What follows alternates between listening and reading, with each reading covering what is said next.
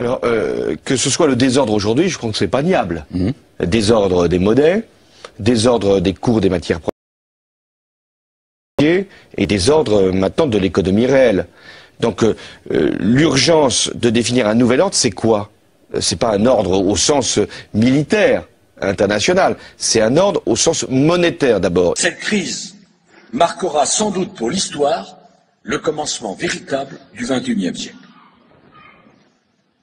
Le moment où tout le monde aura compris qu'il était temps de changer, temps de donner un nouveau visage à la mondialisation, temps de construire un nouvel ordre mondial. Alors jamais la nécessité d'un nouvel ordre international n'a paru aussi nécessaire.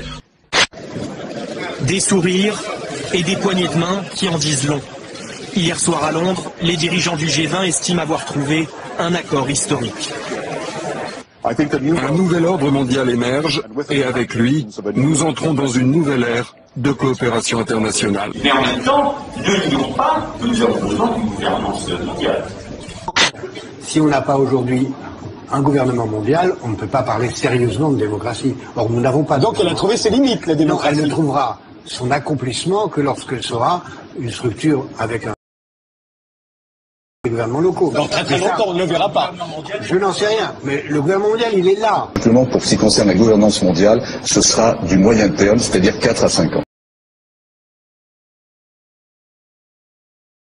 La chose politiquement la plus incorrecte à dire, c'est un gouvernement mondial. Aux États-Unis, à l'Europe, à l'ensemble des pays de la planète, de se doter d'une gouvernance mondiale dont nous voyons aujourd'hui qu'elle est essentielle pour résoudre les grands problèmes d'environnement. Et Barack Obama est engagé sur ces questions d'environnement. Il veut signer le protocole de Kyoto. Oui. Eh bien, nous avons besoin de cette gouvernance mondiale. European tour. The Democratic presidential hopeful laid out his vision for America's place in a new world order. La forza vivificante della sua luce ti incoraggia ad impegnarti nell'edificazione di un nuovo ordine mondiale fondato su giusti rapporti etici ed economici. Je crois que c'est l'un des Rothschild qui a dit un jour: celui qui contrôle la monnaie d'une nation contrôle la nation. Parce que lorsque vous contrôlez la planche à billets, lorsque vous contrôlez les devises, vous avez le pouvoir de dicter sa conduite au gouvernement qui réagit aux pressions financières. So the ultimate goal that these people have in mind is the goal to create a one world government run by the banking industry, run by the bankers. And they're doing it in sections. The European currency, the euro, and the European Constitution is one part of it. Now they're trying to do it in America with the North American Union, right? And they want to create a new currency called the Amero, right? And the whole agenda is to create a one world government where everybody has an RFID chip implanted in them. All money is to be in those chips, right? There'll be no more cash. And this is getting me straight from Rockefeller himself. This is what they want to accomplish. And all money will be in your chips. Anytime you have money in your chip, they can take out whatever they want to take out whenever they want to. And if you're like me or you, and you're protesting what they're doing, they can just turn off your chip. And you have nothing. You can't buy food. You can't do anything.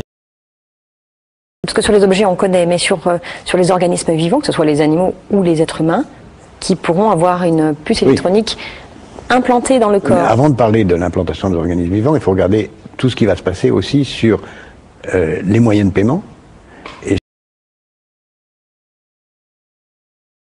We have before us the opportunity to forge for ourselves and for future generations a new world order, a world where the rule of law, not the law of the jungle, governs the conduct of nations.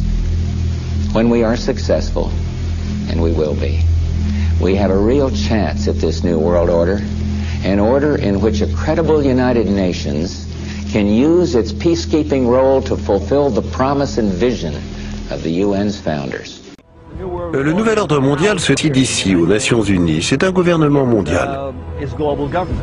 Ein Volk, ein Reich, ein Führer. soit un peuple, une patrie, un chef.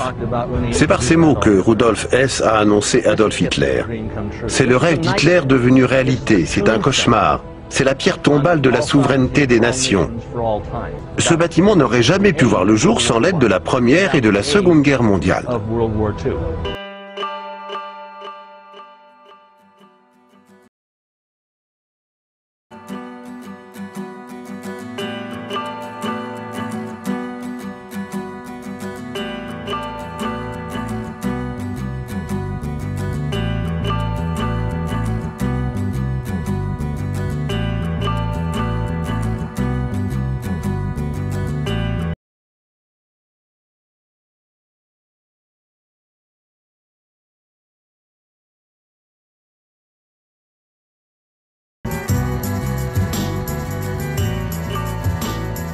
Le grand pari du XXIe siècle, c'est l'invention, comme vous venez de le dire, d'une gouvernance mondiale. Elle prend aujourd'hui, l'embryon prend aujourd'hui la forme du G20, et au cœur de cette nouvelle gouvernance mondiale, il y a le nouveau FMI. Et si je vous ai bien entendu, c'est la gauche, ou en tout cas les idées de gauche, qui font bouger le monde et qui peuvent faire avancer vers une gouvernance mondiale? C'est ma conviction, mais si je devais aller jusqu'au bout de ma conviction, je dirais que c'est comme ça depuis très longtemps.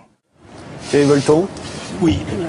C'est une idée de droite, la gouvernance mondiale. Vous trouvez? C'est très bizarre. Pourquoi c'est une idée de droite alors? Parce que c'est en fait c'est un espèce de pouvoir quand même énorme où l'individu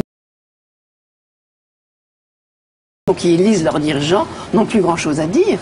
On pensait que c'était complotiste de le dire il y a des années, mais aujourd'hui tous les leaders mondiaux, quand vous écoutez, parlent du nouvel ordre mondial, du gouvernement mondial, et disent que c'est souhaitable, et disent que c'est la solution à la crise, qui d'ailleurs crée eux-mêmes et aggrave eux-mêmes, pour justifier comme solution le gouvernement.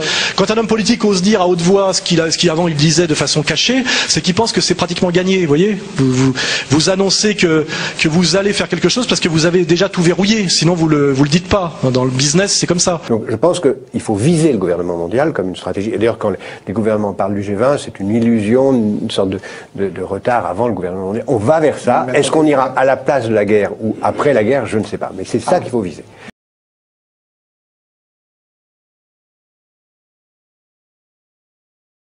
Contrôle des spécialistes.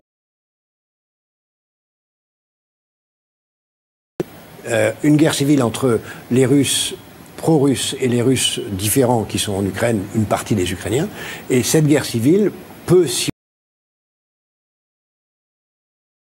même si on peut imaginer, rêver d'un Jérusalem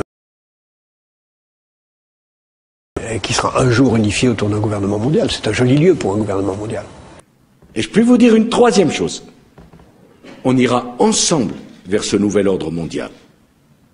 Et personne, je dis bien, personne ne pourra s'y opposer. Et le doute grandira si les Français ont le sentiment qu'on leur cache quelque chose.